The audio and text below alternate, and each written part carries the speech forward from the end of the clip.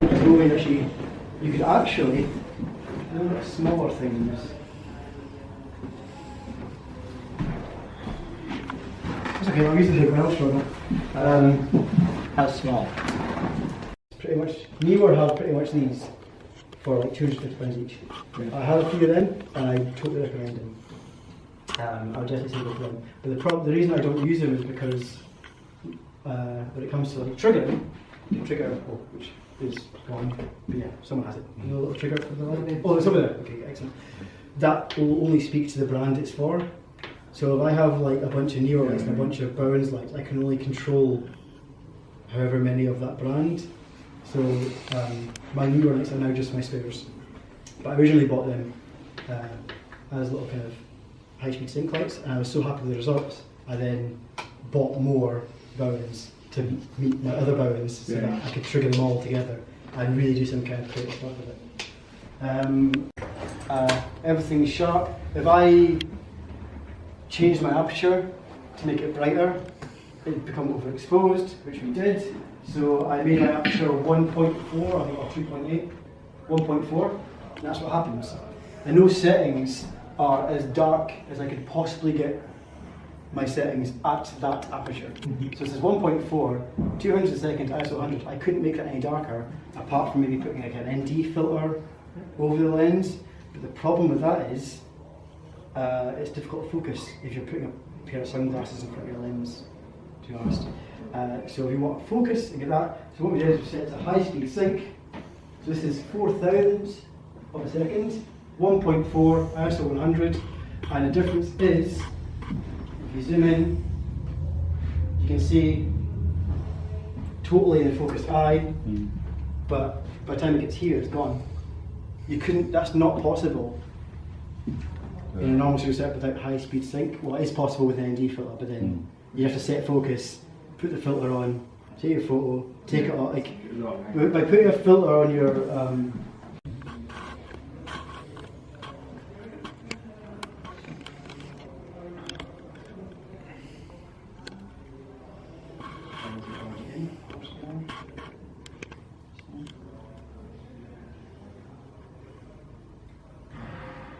and delete a folder.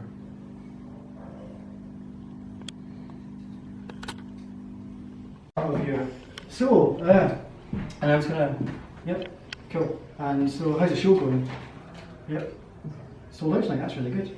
Excellent. So, like, well, that's how they break. So, yeah, these aren't things that take time. Metering would take time. Oh, and so I was going to meet you here. F7, excellent. Oh, perfect shot. Like, that takes time, but just talking away as you're doing stuff. But it's like, but this is one of these kind of things. It is a just no situation where it is like, if you've done enough shoots to know why it's too bright, you can just go and fix it as you're going along. I think sticking to the dogma of film in a digital age is slower, in a sense. So I'm not saying, I'm definitely not anti metering. That is not the case at all. I'm definitely not anti metering. But I think there are more efficient ways in a very limited time with a client to get your job done without feeling like you're some kind of amateur or phony or philistine for not following the dogma.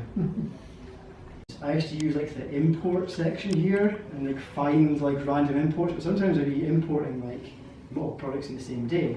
And if they're all dated, you can go like a day and find 6 shoots in there and which way you're going for. So in that import stage, by clicking that add to collection button, I instantly create a designated folder just for the shots of that particular project I want to work on.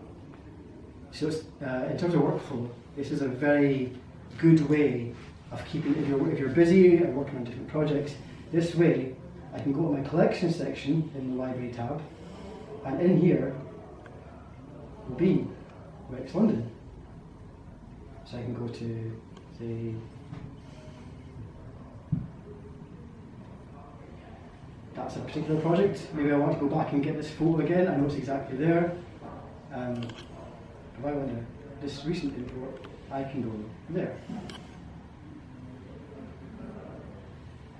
And they're all there. And when it comes to culling, I'll do it with it. So that's just the import section, why I do that. We'll go back to our photos now.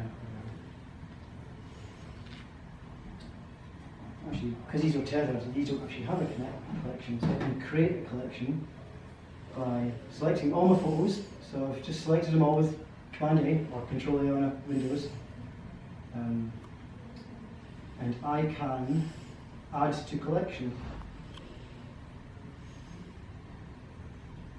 So I go through usually 4 at a time.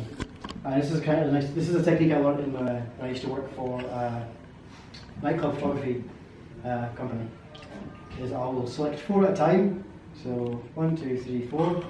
I'm just doing keyboard shortcuts by holding Shift, but you'd just click these.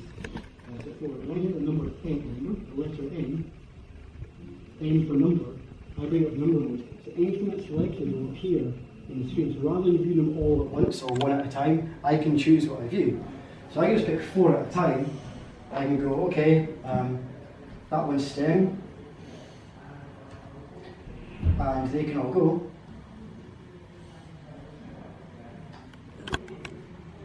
They're gone. So really quickly, I can go 4 at a time, that one keep, get rid of the rest. 4 at a time, that one keep. So if I'm doing, sometimes I'm doing a shooting, it's like, and I'm just looking for that bit with a perfect pose. Say someone's moving like this, I go on like burst mode, and I only also need one. I'm not going to send them all those photos. I can go to my library in the colour profile. Colour profile is quite important because every camera is different, and all your colours are going to be off all the time.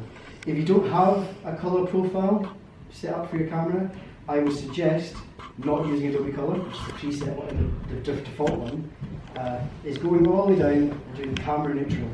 See the difference there? The subtle difference. What camera neutral is going to give you is a much more accurate image from what you shot. Adobe Colour almost like ruins your photo, especially if you're shooting in like gigs or nightclubs and LED lights flash and they create this horrible like singular colour patch on their face. Changes camera neutral and that'll instantly go. Instantly. The fact that this is not set to default baffles me. But if you don't have a colour card, camera neutral is your boy. Or you could use colour camera portrait, which gives you stronger skin tones, but I think they're too strong as a starting point. I usually go for neutral because I can, if I want to boost the skin tones, I can just do that in Lightroom. What vibrance does, but it's saturation just like boosts all the colours, whereas vibrance kind of boosts the tones. It's some of the mid-tones, I think, slightly orange. Yeah, vibrance is like saturation, but only on the tone rather than the full overall colour. So it's a lot more subtle. So if you're going to boost saturation, vibrance is probably a better option because you can do it very subtly.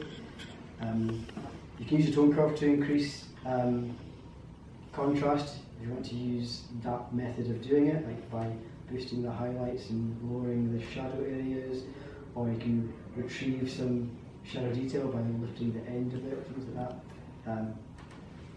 I could just do that in Photoshop, but if you want to keep well, I would just do that in Photoshop. If you want to keep it all within Lightroom, that's another little step. So if you boost the contrast in the slider, you can boost it more with the tone curve. Or you can ignore the slider completely and do it fully by hand manually, and that gives you full control over it. So if you are boosting contrast, I would definitely recommend the tone curve section over just the slider. But you could use both. There's no against that. Hue saturation luminance is a slider I use actually quite a lot when balancing images, and usually it's from the kind of saturation point where I'm using this little target thing. I can pick a colour and bring it down. So if someone has like red patchy skin, I can grab this little target, grab the little red part and bring it down, and you notice it brings down the saturation but only of those skin tones. Kyron doesn't have red patchy skin, so it's not going to show you much, but you can see all those settings that I've applied to it and kind of bake them in. It'll still be a raw, we're not losing any quality, we're not losing any quality at all, it's still perfectly good quality. But all those settings are baked in, and that's how I usually work because it's much quicker. You could open as a smart object in Photoshop, and what I'll do is that'll import the raw with all these settings, but you can then change those settings in Photoshop afterwards if you wanted to. But you can be like, actually, those highlights are a bit too far down. I can then use a smart object in Photoshop to bring them up without going back into Lightroom and fixing it again. But the reason I always go with the top option rather than the bottom option is because that file is massive, like gigabytes and gigabytes big. And when you're working on a batch of 20 photos, even on my fastest machine, it gets clogged up. So this is a much quicker way of working. But you are baking all the settings. So if you're going to go with an option, you always want to be happy that all this is as you want it to be at this stage. So I'll go to open in Photoshop. And I will show you a quick bit of retouching. Yeah. And how I change that.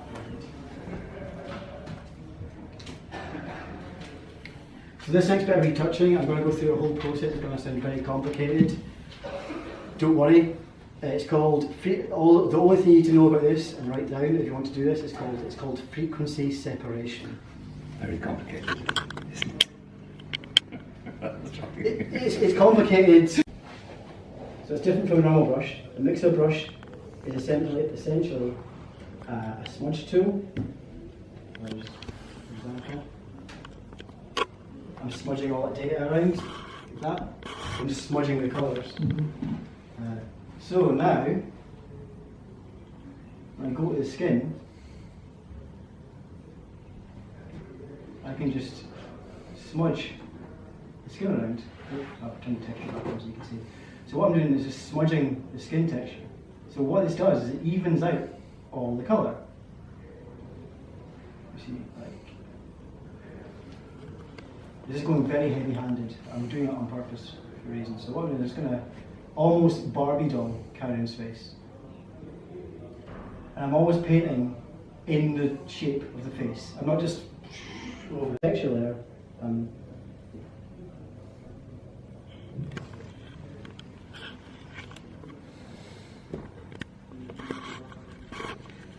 Before that.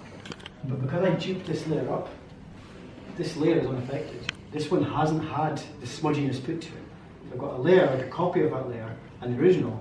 And what I can do is go to the copy and bring the opacity down. Go all the way down and we're back to normal again. So I can control how much I bring this in. I use that to build contrast if I wanted to. Rather than just doing it, so I've got a contrast slider, I would build it in layers like this. And the reason for that is I've got far more control over every single part of it, but I could also, let's turn it off for now, use curves to bring down highlights in certain areas. So similar to the HSL slider before the target, there's a little finger area here. I can say this skin tone here is too bright. If I click on that, it creates a point. If I drag that down, it will use that as its focus. So I'm darkening the skin tones. I can go, okay, I want them to be that dark. But now what I can do, because it's on a curves adjustment layer, is use a mask by painting it black to get rid of it, and only paint it in where I want it. So any little hot spots of skin, I can just like paint that adjustment in. Rather than changing the whole image, I can control using adjustments layers where it actually happens. So it's great for like if skin's too bright or a dress is too bright. Or you can even use it for changing colour by using like an HSL adjustment. I use adjustment, so for every little tweak I'm doing, there's contrast and things like that, I'll use adjustment layers because I can layer them up and paint them on and off. And that's how you kind of get a full, almost cinematic graded image. Rather than just going, it actually boosts my SEO. Because my website's mentioned in the keywords. Yeah. The metadata contains all this information. Also, when I put images on my actual site, I didn't do a test, I found it actually by accident. It was amazing how it worked. When I started doing those headshot days, those little kind of day-long things, I started adding headshot to all the keywords in all those images.